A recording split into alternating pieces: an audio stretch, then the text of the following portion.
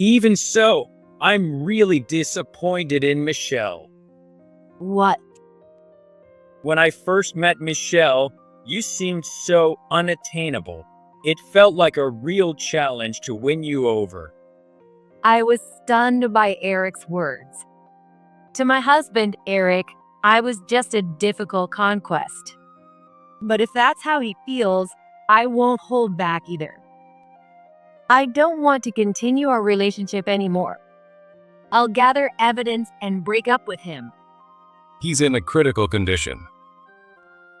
I don't have time to get caught up in confusing situations.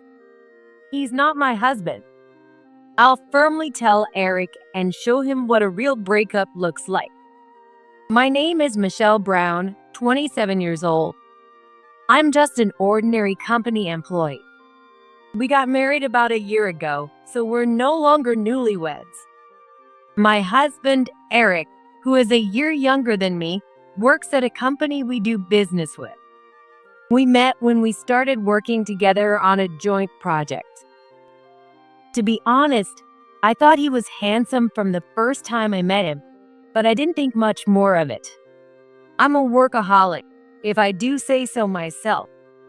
Maybe that's why I have an unapproachable aura, and people don't often talk to me outside of work. Because of that, I've never had much of a love life. I thought it would stay that way. Michelle, you're so cool. I can always rely on you. During breaks at work, Eric would often smile and talk to me like that. At first, I wished he would focus on work instead of chatting with me. But as he kept talking to me, my rigid demeanor gradually softened. In every aspect, he was very considerate, and I felt my heart waver each time I experienced his kindness. Before I knew it, I started to dread the end of our joint project.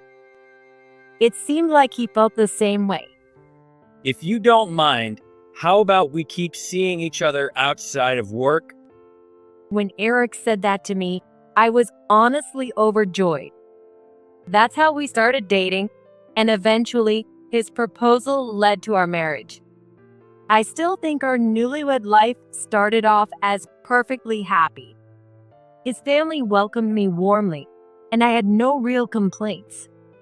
But recently, I've started to feel a bit out of place. On the surface, our life hasn't changed, but something feels off. At some point, Eric's gaze doesn't seem as intense as it used to be. It's not like he's completely lost interest in me, but it doesn't feel the same as when we first started dating after the project ended.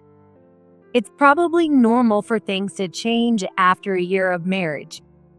I tried to convince myself of that, but I can't shake the feeling that something's wrong. Take household chores, for example. When we first got married, we took turns doing the dishes and preparing meals. We tried to split the laundry and trash duties as evenly as possible to lessen each other's burdens. But recently, Eric has been doing fewer chores. Sorry, I've been really busy lately. It's true, Eric has been working a lot of overtime recently.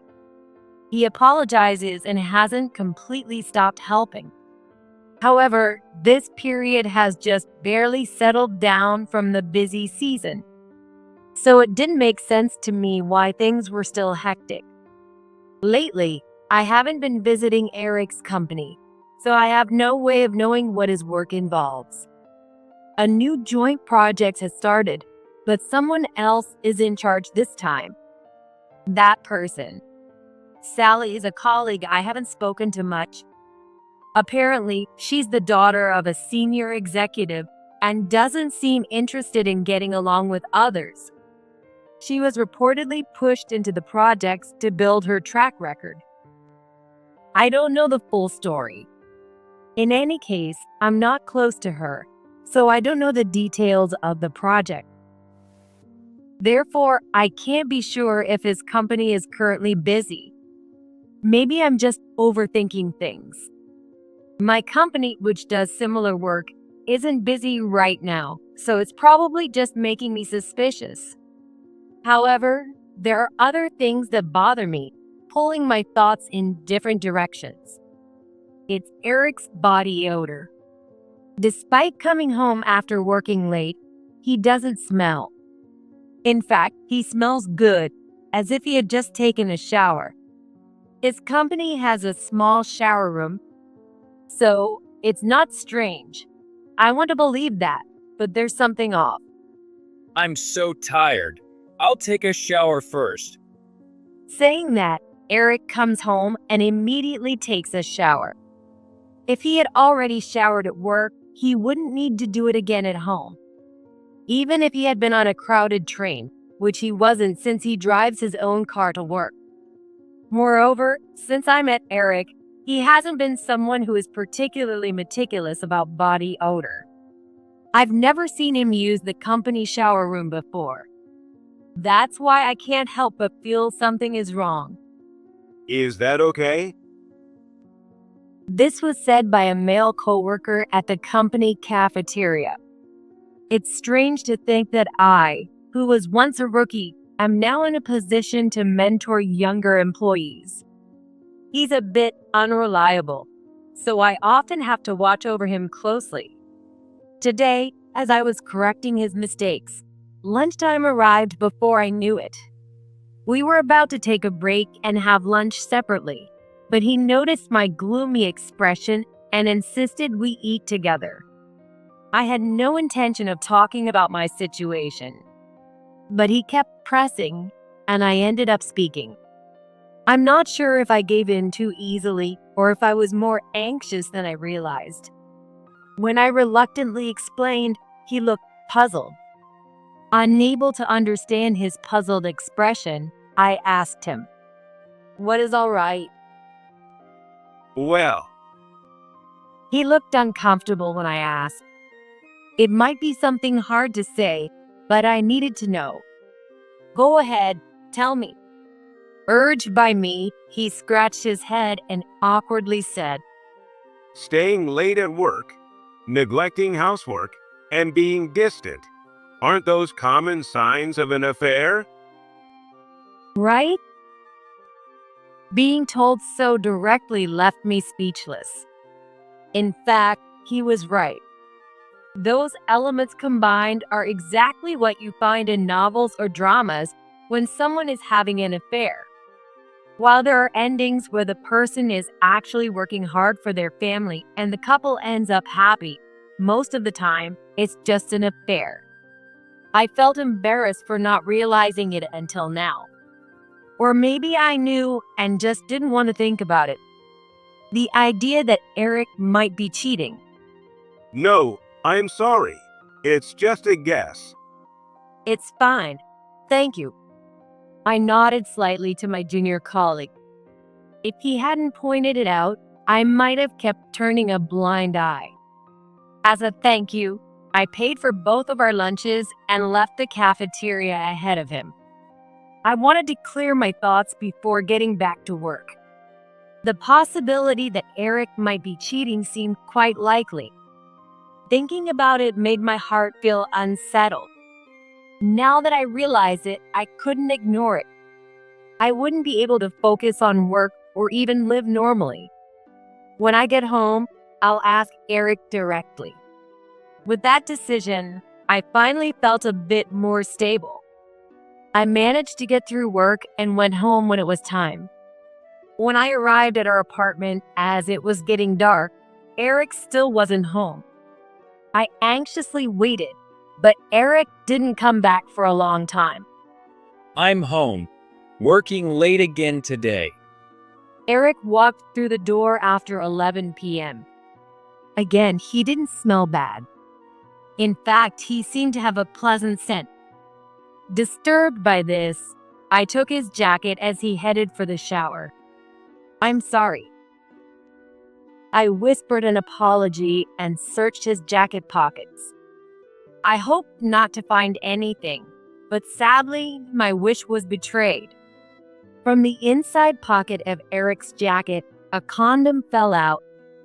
There's no reason to keep something like that in his work jacket. There shouldn't be any situation where he'd receive one. If he bought it for us, it wouldn't make sense to have just one. If that were the case, it should be in an unopened box. If there's another reason I can't imagine, I'd have to hear it directly from him. Resolute, I stopped Eric, who had already showered and was getting ready for bed. What's wrong, Michelle? He looked completely unfazed, not at all like someone who was cheating. Honestly, I hesitated to ask, but I couldn't leave this unease unaddressed. This was in your jacket. What's the meaning of this? I voiced my question sincerely, driven by my thoughts. Maybe I didn't need to be so blunt, but I wanted to face him directly. I hoped that by doing so, he would face me directly in return. But that hope was quickly shattered. So, what do you think, Michelle? What? His response wasn't flustered or straightforward. It was a twisted remark mocking me. Do you think this means I'm cheating? I don't know. That's why I'm asking. That was the truth. The situation seemed pretty damning, but I couldn't be certain. I wanted to know for sure, and I wanted Eric to tell me. But he had no intention of doing that. Can't you just say you trust me? I want to trust you. That's why I'm trying to get clarity. Then just trust me without asking questions, right? His irresponsibility left me speechless. Are you telling me to ignore your cheating? I'm not saying that. Interpret it however you want. But if you're going to accuse me of cheating, show me solid proof. If I had that, I wouldn't be asking in the first place. Eric probably understood that too. He just kept smiling smugly. All I could do was stammer in front of him. Well, if you don't have anything, don't stir up trouble. Eric shrugged at my silence.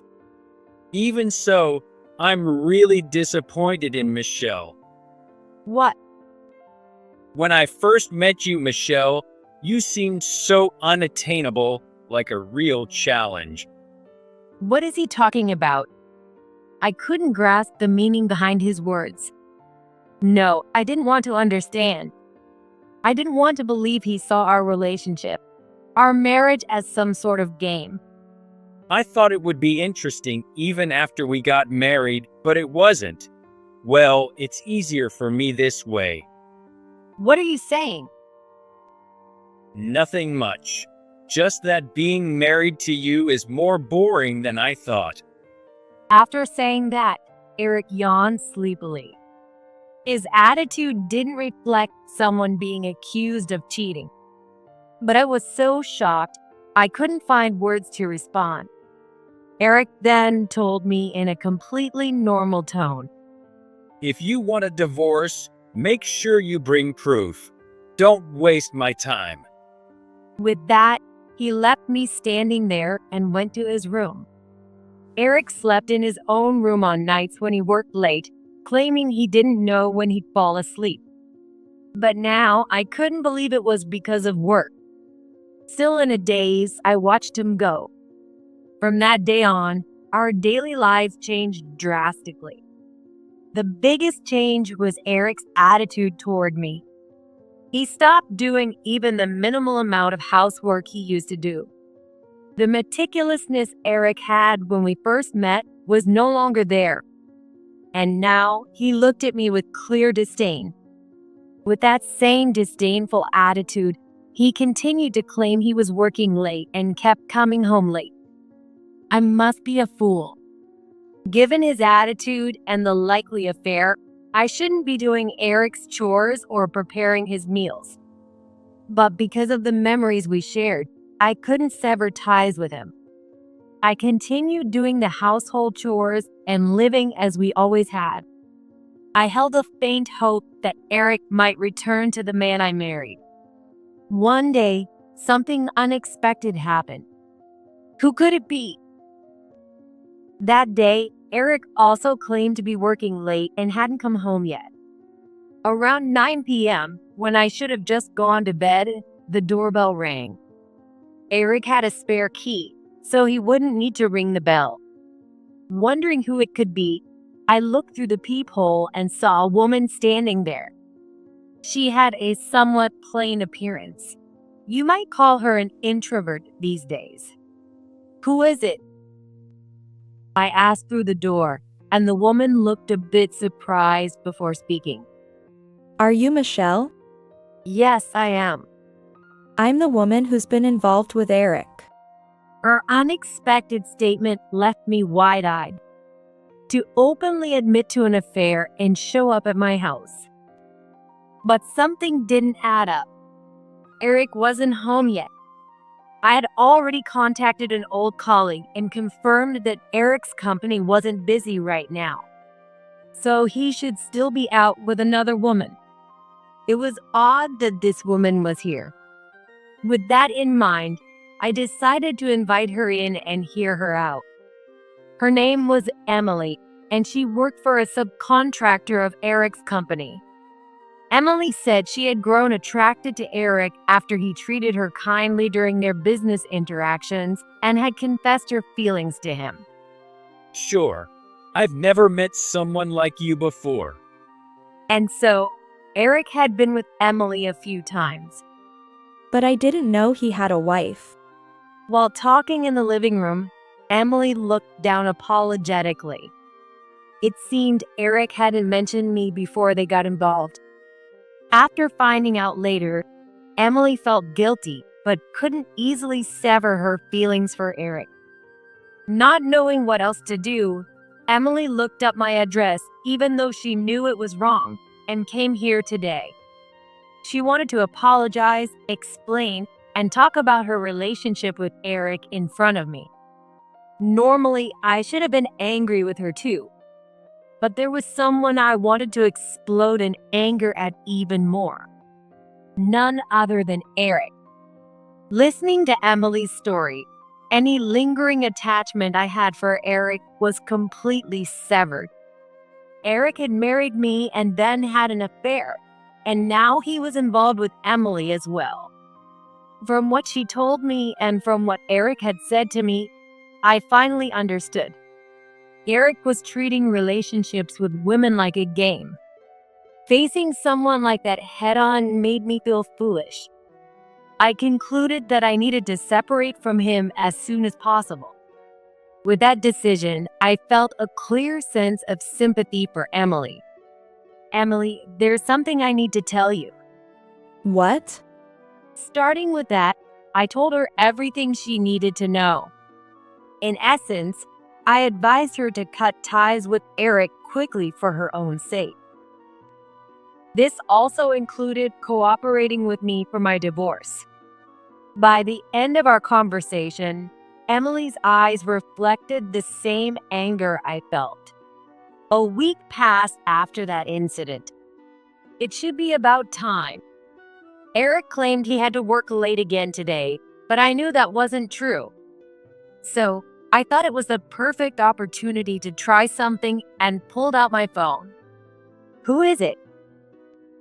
The rarely used house phone started ringing. Wondering who it could be, I answered it. A tense male voice came from the other end. This is the emergency service. Are you Eric's family? "Yes. What happened to him?" I frowned, not understanding the situation. The caller identified himself as hospital staff and named the hospital before delivering unexpected news. Please stay calm. About 10 minutes ago, Eric was brought to our hospital. He's in critical condition and unconscious. Oh my God. I understand it's hard to believe, but it's the truth. The man's voice was filled with such sadness it was hard to bear. But I was very skeptical. I see. In one hand, I held my phone, which showed the location of the GPS tracker I had placed in Eric's car. To gather evidence of the affair, I had secretly planted a GPS tracker on Eric's car a few days ago, which now showed it parked at a motel. I unexpectedly found proof of his infidelity, but it meant the person the hospital was talking about wasn't the Eric I knew. So I firmly told the person on the other end of the phone, "Sorry, but that's not my husband. What? But, I'm very sorry, but this must be a mistake. Please contact someone else." I then hung up the phone. I felt sorry for that Eric. I could only hope he would be all right. But I had my own issues to deal with. I checked the GPS location on my phone again and took a taxi to the motel where Eric and his affair partner were likely staying. If possible, I wanted to catch them coming out of the hotel and take photos. Even if I couldn't catch them, I could at least confirm the location. Later, I could either stake it out or hire a private investigator, which would save me some trouble. When I arrived, I found the motel in a somewhat rundown area. Looking into the parking lot, I saw Eric's car. This alone would be enough evidence, but knowing Eric, he might play dumb with an innocent face. Ideally, I'd like to catch him in the act. So for a while, I hid near the entrance of the motel, waiting for Eric and his companion to come out. But that's odd. No matter how long I waited, they didn't come out. Instead, my phone kept ringing incessantly. The number was the same one that had called me at home earlier from the hospital. I thought it was another mistake, but then it hit me. They must have gotten my home and cell number from Eric's phone. But would a stranger named Eric have my home number in his phone? No way. I muttered to myself, realizing the truth. The Eric who was taken to the hospital was indeed the Eric I knew. But his car is here. That's why I thought the person taken to the hospital was someone else. I was still trying to make sense of it when another call came in on my phone, not from the hospital, but from another number. It was Eric's dad, Sam. This was definitely a call I shouldn't ignore, so I answered. Hello, Michelle. Where are you right now? According to Sam, he was calling on behalf of the hospital. It was indeed Eric who was taken to the hospital. Since I had been ignoring all the calls, they must have gone through Eric's contact list until they reached Sam. That's how he ended up contacting me. Which means, thinking it through, I replied, Eric was at a motel before he was taken to the hospital. So, something must have happened to him here, leading to his hospitalization. The car was left behind because there wasn't time to ask a service or a friend to move it. In other words, I had unintentionally obtained the best circumstantial evidence of his infidelity. The paramedics wouldn't have a reason to lie about where they found him. I see. Sam's voice sounded strained in response to my words. He had likely already been informed about where Eric was picked up and the situation in general. So, Sam must already know about Eric's infidelity. I felt sorry for Sam, but in a way, it was a relief that he understood quickly. Ignoring the calls might have been the right decision after all. But then again, why was Eric taken to the hospital? Eric is safe for now. He's regained consciousness, but Sam trailed off, leaving a heavy silence. It seemed difficult for him to explain. I told Sam I'd get more details later and headed to the hospital that had contacted me.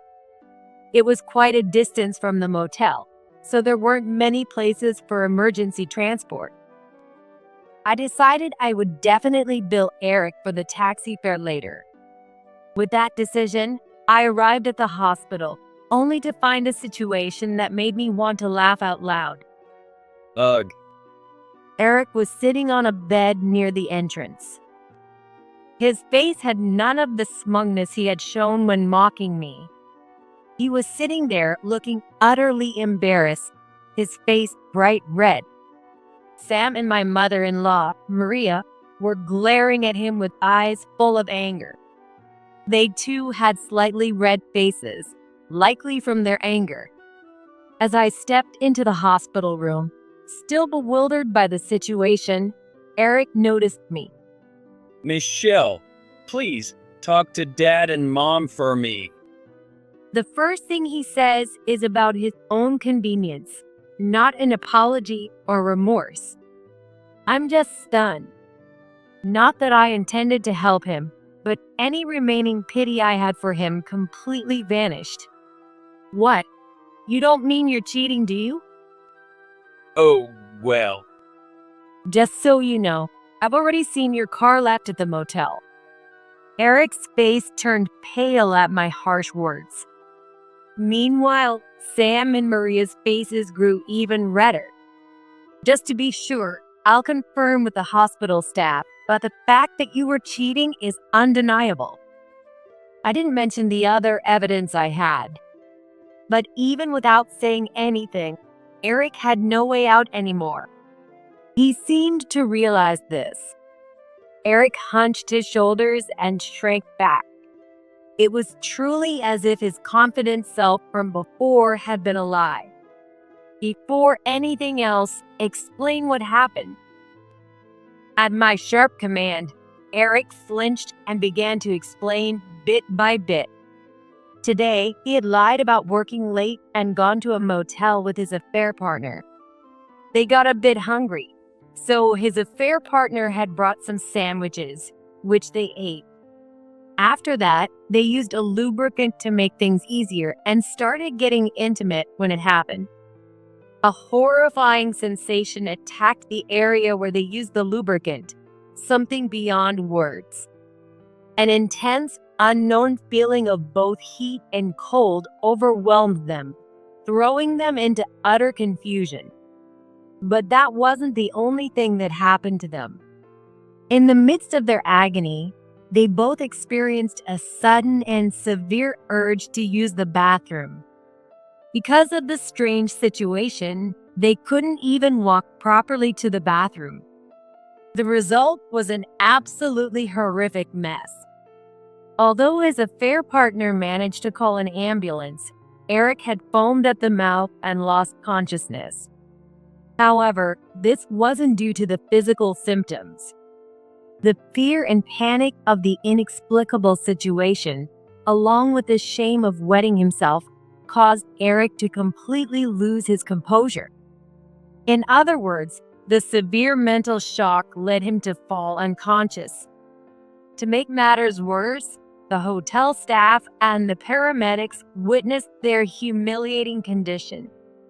On top of that, the affected area was thoroughly cleaned at the hospital.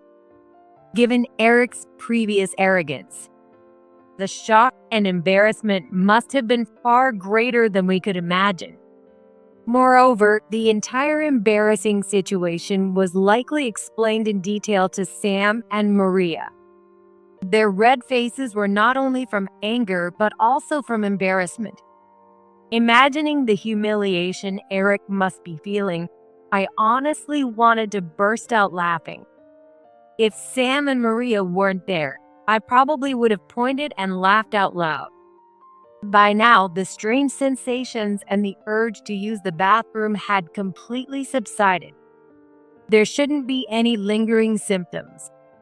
That must have been tough. I barely managed to hold back my laughter. Noticing this, Eric looked down in frustration. It seemed likely that something had been tampered with in the lubricant. The urge to use the bathroom might have been due to something they ate. The police hadn't been contacted yet, so the details were still unclear. But one thing was certain. But I don't feel sorry for you. This is the punishment for your cheating. Right. Unable to argue with my accusation, Eric let out a groan. If he hadn't cheated, he wouldn't be in this situation. The humiliation he suffered was entirely his own fault. Michelle, I'm truly sorry for what my foolish son did. Sam said this as he and Maria bowed deeply to me. Not intending to blame them, I hurried to calm them down. Please, lift your heads, Sam, Maria. You two aren't to blame. The one at fault is the ones who don't understand that cheating is unacceptable. That's who's at fault. Just as I was about to confront Eric again, someone unexpected appeared. No, you're the one at fault. From behind the curtain next to Eric's bed emerged an unexpected figure. Sally? Yes, it was Sally, my colleague, dressed in patient clothes. Considering we were in the same hospital room and this situation, I voiced my suspicion. Could it be that Eric's affair partner is? It's not an affair. I'm Eric's true love.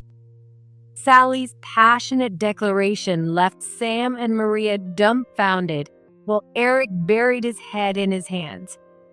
As we stood in shock, Sally continued her tale.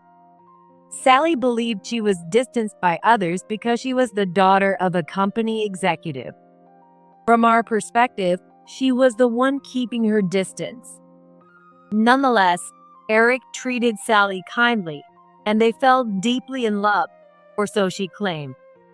To Sally, Eric was her knight in shining armor.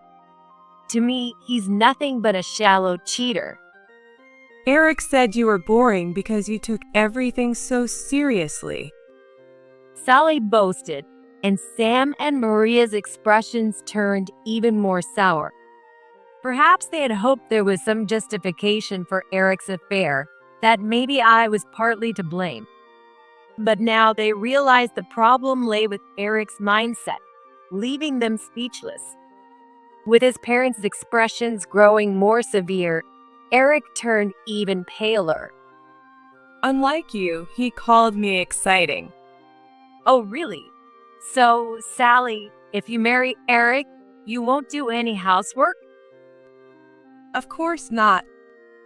Sally puffed out her chest confidently, but she was met with unexpected anger. Are you an idiot?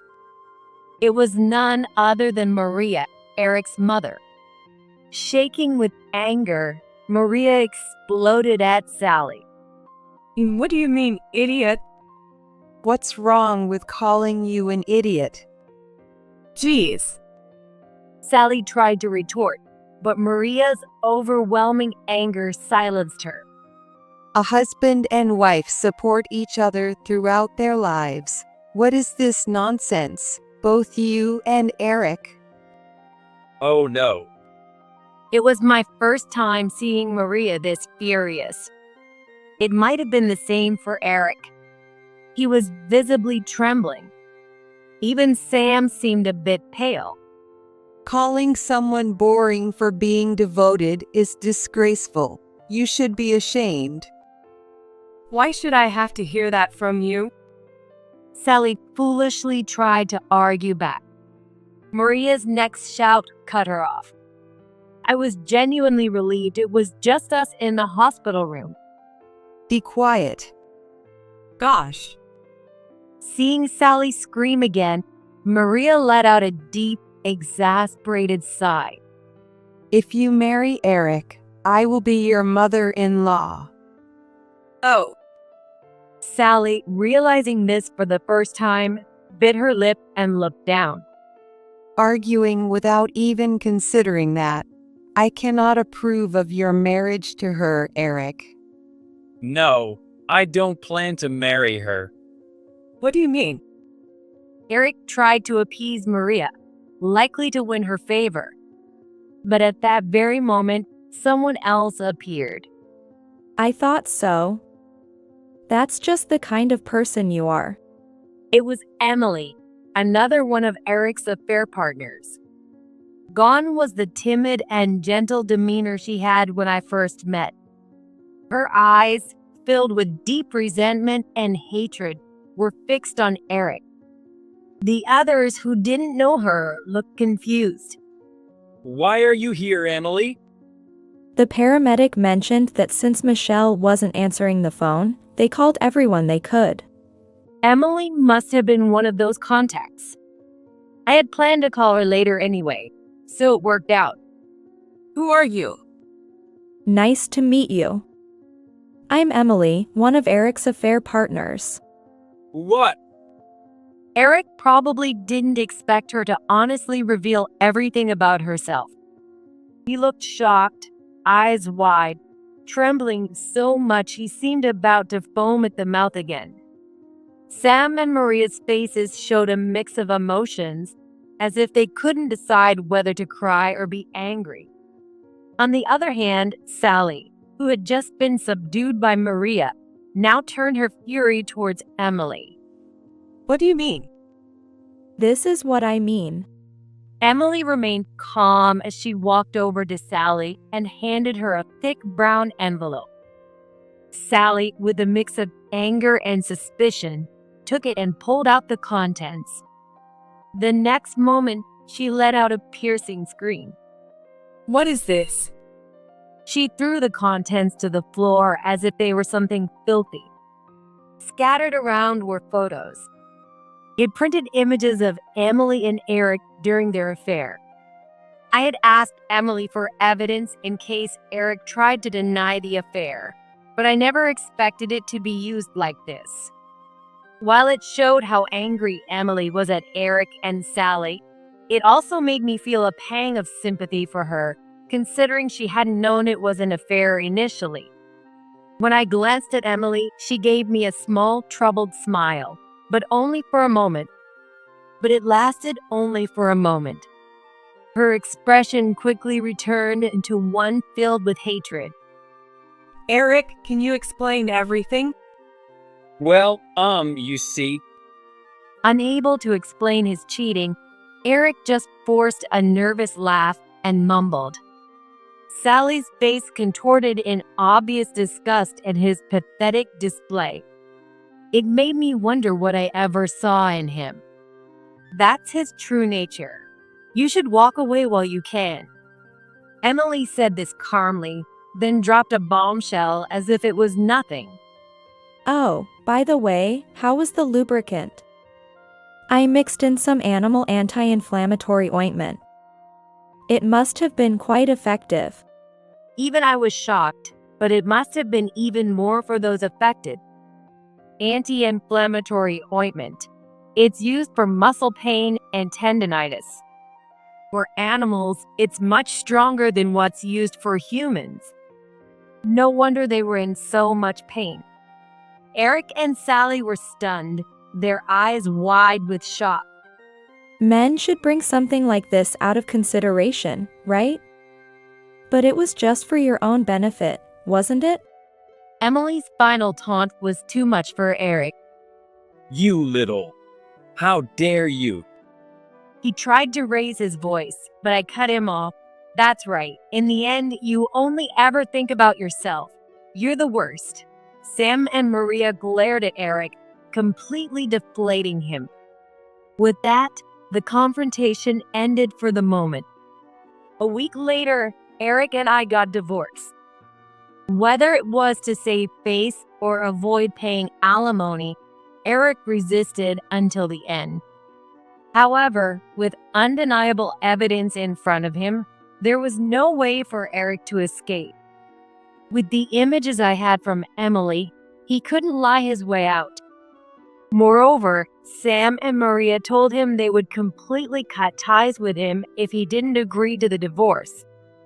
All this combined made Eric finally agree to the divorce.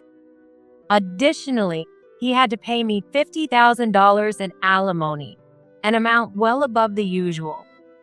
Sam and Maria also ensured the division of assets was fair to me, for which I was grateful. Naturally, I also demanded compensation from Sally.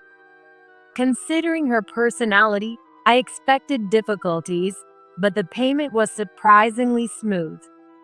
I think it was largely because I informed her parents about everything. As executives, they probably wanted to quickly suppress any scandal. As proof, after the incident, Sally was removed from her role in the joint project. Eric, likely pressured indirectly by Sally's parents, was also removed from his role. In hindsight, this was a bad move. With Eric and me divorced and both of them removed from the project, people began to speculate about us. By neither confirming nor denying these speculations, I allowed rumors to flourish. As a result, both of them were subjected to even stronger rumors and curious stares, eventually leading them to quit the company. I haven't kept track of what happened to them afterward. Eric, having lost all his confidence, reportedly became a recluse at his parents' house. One could say Eric's life was essentially over. However, to be honest, I was no longer interested. As for Emily, she turned herself in to the police to atone for mixing the anti-inflammatory ointment into the lubricant. Apparently, it wasn't difficult because she knew Eric kept the lubricant in his bag and he was careless. Also, the reason they both got sick was simply because they ate the sandwiches Sally made. Their misfortune was a result of their own actions after work. I should take responsibility for what I did. This likely referred not only to the mixing incident, but also to the affair itself. Emily's inherently serious nature made me even more angry at Eric. I felt like going to slap him. However, with Sam and Maria watching over things, no charges were filed, so it was uncertain what would happen legally. As for me, I am now enjoying my newfound freedom, both mentally and physically. With the alimony I received, I'm indulging in some luxuries. Additionally, I've been selected to fill the gap left in the joint project. I plan to bring my junior colleague along for the experience. Given that he supported me through this ordeal, I want to return the favor. Sometimes I notice him looking at me, but I'm probably just imagining things. Besides, I'm done with romance for a while. Life is still long. Maybe someday, if I feel like it, falling in love again wouldn't be so bad. Next time, I'll be wary of guys who only say what sounds good.